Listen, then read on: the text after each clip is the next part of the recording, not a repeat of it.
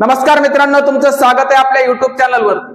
तुम्ही सध्या पाहत असताल शेतकऱ्यांच्या कर्जमाफीसाठी बच्चूभाऊ कडू यांनी अन्नत्याग उपोषण सुरू केलंय आणि या अन्नत्याग उपोषणाला राज्य सरकारने कशा प्रकारे पाठ फिरवली म्हणजे याचा अर्थ काय, तर सरळ सरळ शेतकऱ्यांचा अपमान केल्यासारखा आहे।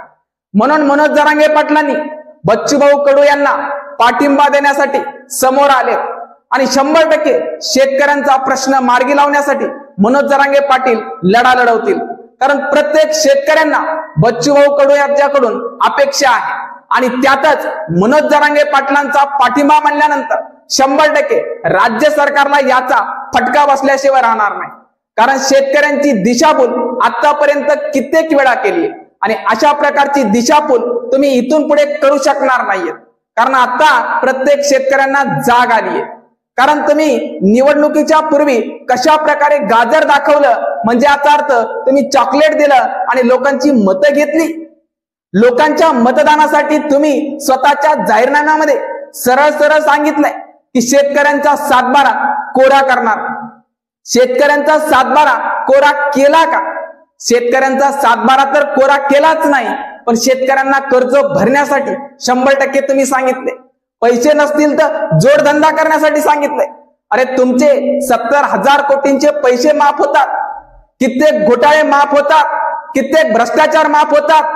मग या भोळ्या बाबड्या शेतकऱ्यांसाठी तुम्ही कर्जमाफी करण्यासाठी सरकारवर कर्ज निर्माण होईल अशा प्रकारची अपेक्षा करता। म्हणजे शेतकऱ्यांचं कर्ज माफ करण्यासाठी जर तुमच्याकडे पैसा शिल्लक नसेल तर तुम्ही जाहीरनाम्यात सुरुवातीला हे उल्लेख का केला की शेतकऱ्यांचा 7/12 कोरा करणार। म्हणून या ठिकाणी बच्चूभाऊ कडू यांनी सरळ सांगितलंय, जर अन्नत्याग उपोषणाला राज्य सरकारने महत्वाचा पाठिंबा नाही दिला आणि याकडे लक्ष नाही दिलं तर 100% भगतसिंह यांच्यासारखं कार्य करावं लागणार आहे। म्हणून या ठिकाणी बहुसंख्य लोकांनी बच्चूभाऊ कडू यांना 100% पाठिंबा दिलाय। कारण त्यांनी शेतकऱ्यांचा प्रश्न सरकार समोर मांडण्यासाठी अन्नत्याग उपोषण सुरू केले आणि सध्या राज्य सरकार 100% हे उघड्या डोळ्यानं पाहतंय। त्यांना कळून चुकलंय शेतकऱ्यांचं कर्ज माफ करायचं का नाही करायचं, तर 100% त्यांना कळून चुकलंय की या ठिकाणी शेतकऱ्यांचं कर्ज माफ ते करणार नाहीयेत। आणि जर ते करणार नसतील तर अशा प्रकारे 100% राज्य सरकारला उपोषणाच्या मार्गाने आपल्याला प्रश्न विचारणं गरजेचं आहे। म्हणून या राज्य सरकारने कुठेतरी तात्काळ लक्ष घातलं पाहिजे। सध्या पाहायला गेलं तर एकच त्यांच्या डोक्यात आहे, ते म्हणजे सध्याचं लाडकी बहीण योजना। याच्यासाठी प्रत्येक महिन्याला कशा प्रकारची पैशाची जुळवाजुळव करायची, पण या ठिकाणी आपला शेतकरी बाप कशा प्रकारे झाडावर लटकून फासावर जातोय याच्याकडे त्या सरकारचं लक्ष नाहीये। या राज्य सरकारला असं वाटतंय की या ठिकाणी शेतकऱ्यांनी कर्ज काढलंय आणि मोठमोठाले लग्न केलेत, गाड्या घेतल्यात, घोड्या घेतल्यात। अरे तुम्हाला फक्त एखाद्या शेतकऱ्याने गाडी घेतली ती दिसते, तुमच्या खाली कित्येक गाड्या आहेत, तुमच्या खाली कित्येक बंगले आहेत, तुमच्या खाली कित्येक पैसा आहे, हा लोकांना दिसतोय। लोकांनी कधी बोललंय? लोकांनी कधी विचारलंय? तुम्ही जर शेतकऱ्यांच्या बाबतीत अशा प्रकारची अवहेलना करून बोलत असाल तर इथून पुढे शेतकरी राजा तुम्हाला विसरणार नाहीये। शेतकरी राजा 100% तुम्हाला मताच्या स्वरूपामध्ये झटका दिल्याशिवाय राहणार नाही। म्हणून मनोज जरांगे पाटलांनी बच्चूभाऊ कडू यांना पाठिंबा दिलाय आणि मनोज जरांगे पाटलांनी एक जो शब्द दिलाय तो 100% शब्द पूर्ण केल्याशिवाय राहत नाहीयेत। त्यांनी 100% सांगितलंय एक डेडलाईन ठरवायची आणि त्या डेडलाईनला 100% राज्य सरकारने जर या मागणीकडे लक्ष नाही दिलं तर राज्य सरकारला याचा फटका बसवल्याशिवाय राहणार नाही। राज्य सरकारला जागच आली पाहिजे। कारण नियमानुसार, कायद्यानुसार तुम्ही या भोळ्या बाबड्या जनतेचं मतदान, शेतकऱ्यांचं कर्ज 7/12 कोरा करणार म्हणून विकत घेतल्यासारखं केलंय तुम्ही। म्हणजे एका हाताने चॉकलेट दिले आणि दुसऱ्या हाताने म्हणताय की या ठिकाणी आम्ही नाही देणार।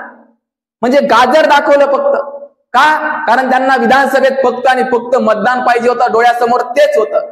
फक्त लोकांना आशा दाखवायची आणि लोकांची लुबाडणूक करायची। आता हा व्यवहार बंद झाला पाहिजे।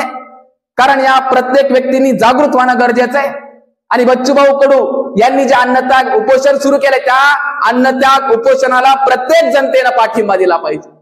याच्यामध्ये एक समाज नव्हे तर प्रत्येक समाजातील व्यक्ती हा शेतकरी आहे, प्रत्येक प्रवर्गातील व्यक्ती हा शेतकरी आहे आणि या शेतकऱ्यांच्या कर्जमाफीसाठी समोर लोकांनी आलं पाहिजे आणि राज्य सरकारला जाब विचारला पाहिजे.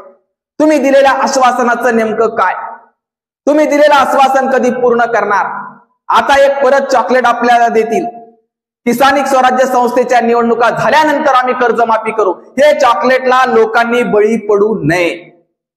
जर स्थानिक स्वराज्य संस्थेच्या निवडणुका झाल्या तर कदापि हे कर्जमाफी करू शकणार नाहीत. म्हणून येत्या निवडणुकीच्या पूर्वी अशा प्रकारचं यांनी चॉकलेट दाखवलं तर या चॉकलेटला आणि या गाजरला शेतकऱ्यांनी बळी पडू नये.